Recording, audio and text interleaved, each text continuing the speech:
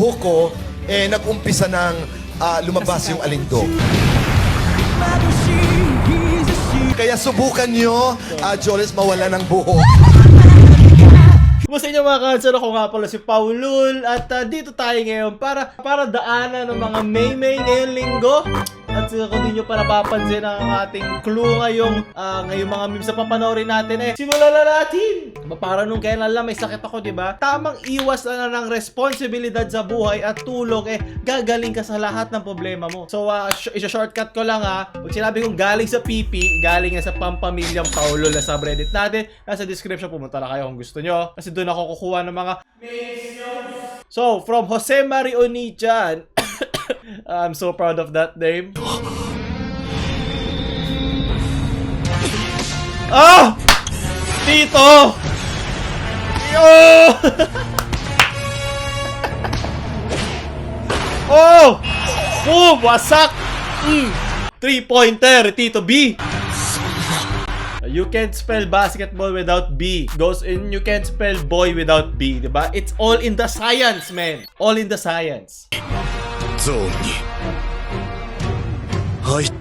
He is in the LGBT zone, sabi ko nga sa inyo. Yan ang kapangyarihan ni Tito Boy. Yan lang ang titong gustong hawakan ako. Sunod! From John Zamar. United Boy. Ang hirap habulin yan, di ba? Yan ang kapangyarihan ng sex or chocolate, sinasabi ko sa inyo. Sunod, from Sean Kenneth. It's in the game. 2K19, diba? Stephen Curry, wala kay Tito Boy, adobonda. Adobonda kaysa Stephen Curry. Mas masarap ang adobo. Tatak Pinoy. Mas masarsa, mas maitim ang dagta. Stephen Curry man, manipis lang yung buhok. Ito kalbo. Diba, nasa kanya ang korte ng isang bola. Diba, alam niyo yung term na be the ball? Ang mga tunay na basketball player, isinasa puso, isinasa ulo, hanggang magmukha silang bola yung ulo nila. Okay, it all interconnects into the time convergence zone. Shout out JML. Sunod, from Attorney Gadon. Honey! Where is my sex or chocolates? Where's my super suit? Diba? Yan yung mga pwede niya itanong sa kanyang talk show. Ito, nadagdagan na siya ng sunscreen. Diba? Onting iwas sa araw. Papabilang channel tayo dito. PP, hindi kami dito sexist, racist. So ano bang is dyan? Mapagmahal kami sa kapwa namin. Lalo na si Tito B. Attorney Gadon. Nakompleto na din ni Tito B ang kanyang dream team, di ba? From Mar to Willie to sino man tong hinasa likod na sa Hinebra. And syempre, si Papa P na hindi Piolo, Pacquiao. Kuroko no Abunda. Talaga kailangan doon yung sa mata no? Sunod! Level 1 crook. Level 100 boss. Wala yung spurs mo. Kung meron kami sex or chocolates. Talaga sa editing na talaga nilagay pa sa spotlight.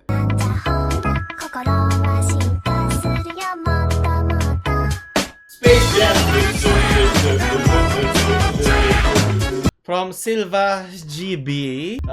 Di siya natatapos. Sabi ko sa inyo, walang katapusan to. Level 1 crook. Level 2 boss, diba? Lahat ng B, Baron.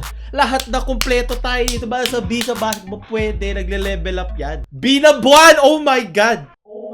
Nag-i-interconnect ang lahat. Hindi ko na alam. Nafe-feel ng aking antena.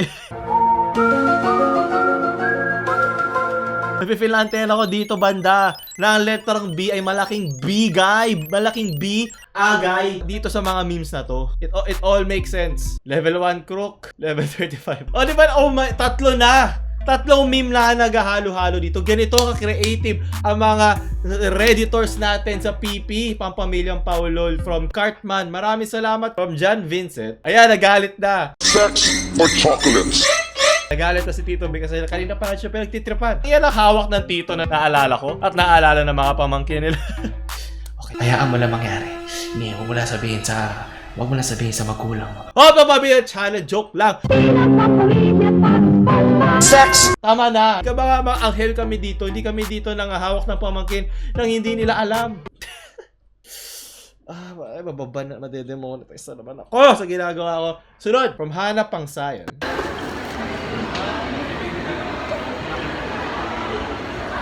Si Bimbi, ang cute!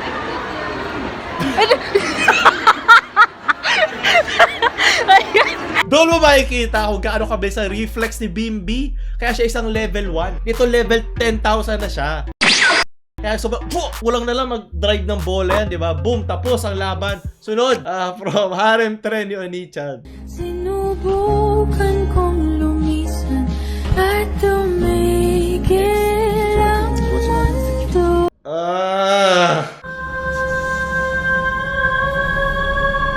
Oh, kinakabahan na. Okay, tama na. Oh, shit. About lang naman yan sa slice of life, about sa buhay. Mga YouTube personal ako, wala ibig sabihin yan dito. Ano lang yan, cartoon lang yan, pampamilya. Ako, walang nahawakan dyan. Kaya tayo number 1 sa Pornhub eh. Yan mga sinesend nyo sa akin eh. Tama na. Stress na ako. From XYPY. Oo!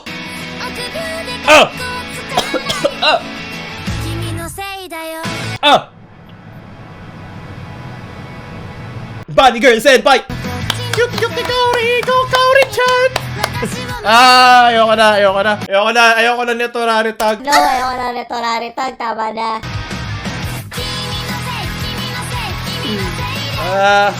Uwu! Okay, ayoko na makaka-copyright na ako. Tama na.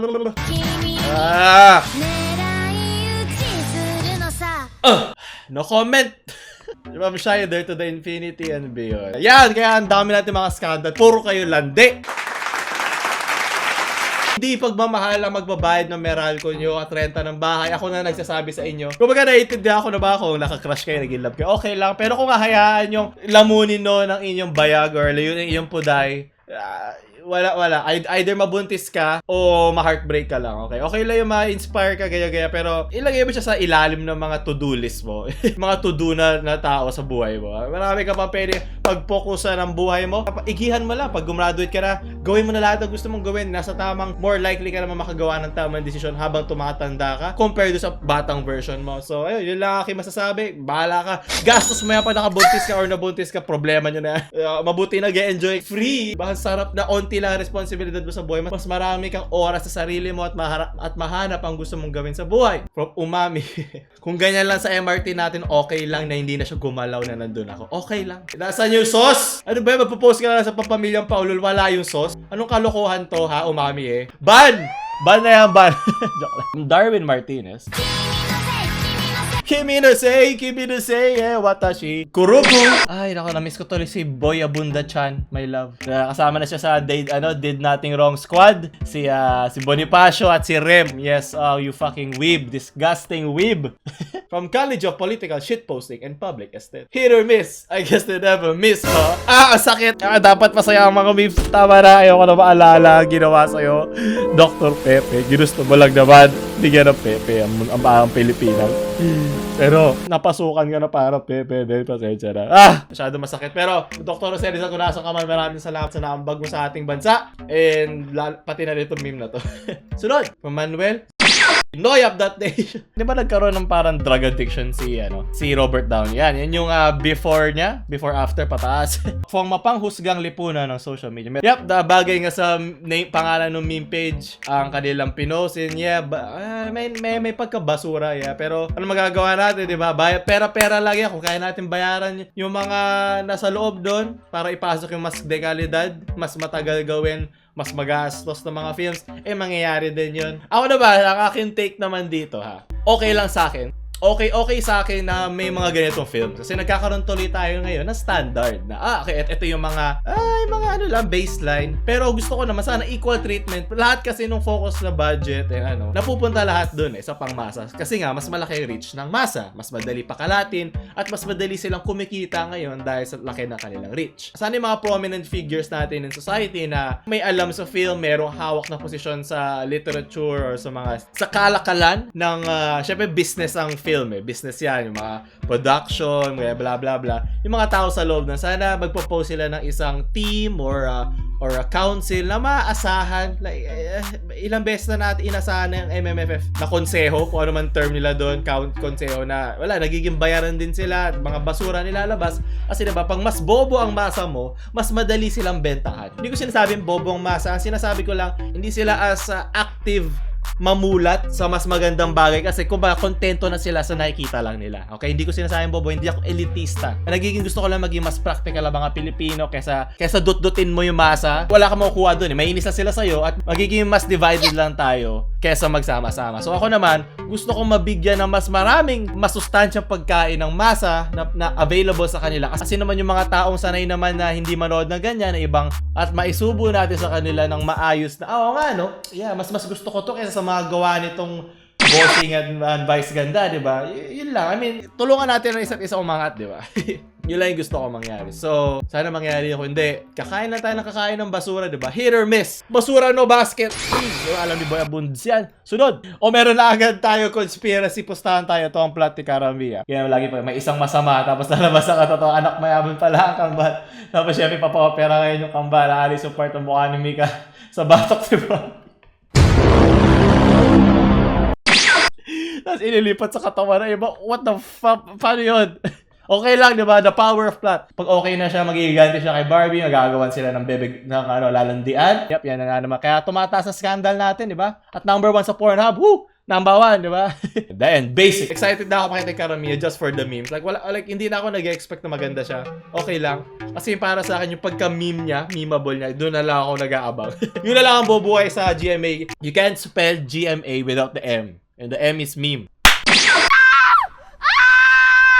Boom! Interconnector conversion zone! 124. Karamia in real life, sabi. Diba? Tayo mauul pa.